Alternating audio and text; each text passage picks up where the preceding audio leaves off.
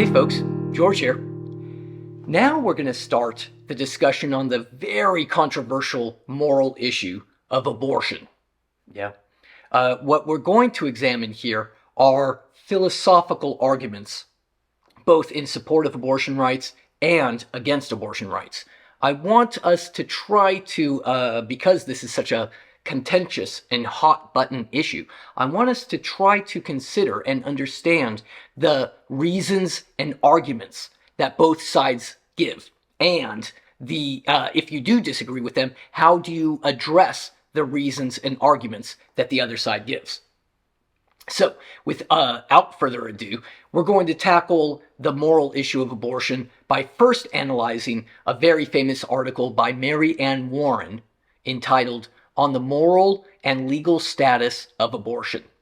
Warren starts her article by suggesting that there is a very misunderstood term of human being, right? There are really two meanings to this term human being. One is typically meant to be something that is a member of the moral community. A human is a member of this moral community. However, that's often confused with the idea of a genetic human. What is a genetic human? Something that is biologically a human, given their DNA. But, Warren says, these are two different senses, and we should not confuse these two very different notions. So, instead of talking about human beings or humans, Warren gives us a different word, persons. Let's talk about persons. Let's talk about the nature of personhood. How do we define a person? Well, she gives us 5 traits that define personhood, and persons are going to be things that are part of the moral community. And, by the way, not all genetic humans, not all things with DNA like mine, are going to be persons. I'll spoil it for you. Mary Ann Warren is going to suggest that a fetus is not a person. Yes, a fetus is a human being, genetically speaking, but that doesn't mean that a fetus is a person who is a member of this moral community that we have. So let's get to her 5 traits now. Consciousness, or the capacity to feel pain.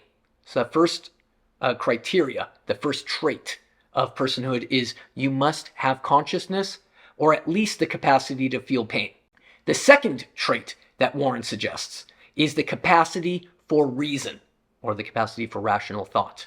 The third trait she gives us is the capacity for self-motivated activity.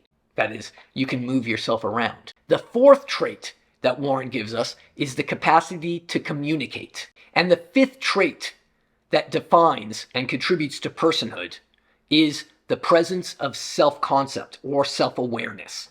Mary Ann Warren acknowledges maybe this list isn't complete, and maybe in order to be a member of this moral community, a person doesn't need all 5 of these traits. Fine, Warren says, but it should be clear by now that a fetus has none of these traits. And lacking all 5 of these traits, we have to deny that a fetus is a person. And therefore, a fetus lacks membership in our moral community, for which we ought to have moral considerations, like a right to life. Mary Ann Warren brings this point home and says these 5 traits are central to the concept of personhood, and it's only persons that have full moral rights. Genetic humanity, by the way, is neither necessary nor sufficient for establishing personhood, nor is having a face, nor brain activity, nor survivability outside of the womb. None of those have anything to do with being a person who has full moral rights. She goes into science fiction sort of examples, doesn't she? And she suggests, what about if alien beings happen upon us one day, and they have some of these 5 traits? Warren would say those alien beings, if they have all 5 traits, or some of the 5 traits, or the most important of those 5 traits, those alien beings would be members of the moral community. But let's talk about a fetus instead of science fiction here. It's safe to say that a fetus is not fully conscious in the way that an infant is, and that it cannot reason or communicate. It does not engage in self-motivated activity and has no self-awareness. A fetus is less person-like than the average mature mammal. Indeed, the average fish. So, Warren is suggesting that most mature mammals are closer to being persons than a fetus. Even some fish are closer to being persons than a fetus. That's how far away from personhood a fetus is. Now, the rights of such a being, like a fetus, could never override a woman's right to obtain an abortion. She suggests that mere emotional response cannot take the place of moral reasoning. She's given reasons here. She's given us the 5 traits. Don't just give me your emotional response. Argue with me using reason, Warren asks. Now, Warren even acknowledges certain abortions might be indecent, but that doesn't make them immoral, nor does it make it impermissible. Now, Warren acknowledges and predicts some counter-arguments or some objections. The first objection she considers is, but don't you know, Warren, that the fetus will become a person? Warren says, yes, that's true. And that is a good reason to not have an abortion. However, that does not give it, a fetus, the right to life. It is a good reason to not have an abortion. It is a good reason to spend so much energy and devote your life to this thing.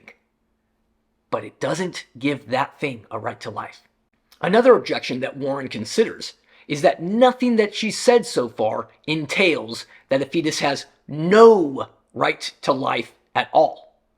Warren says, yeah, okay, maybe. Maybe a fetus does have some right to life.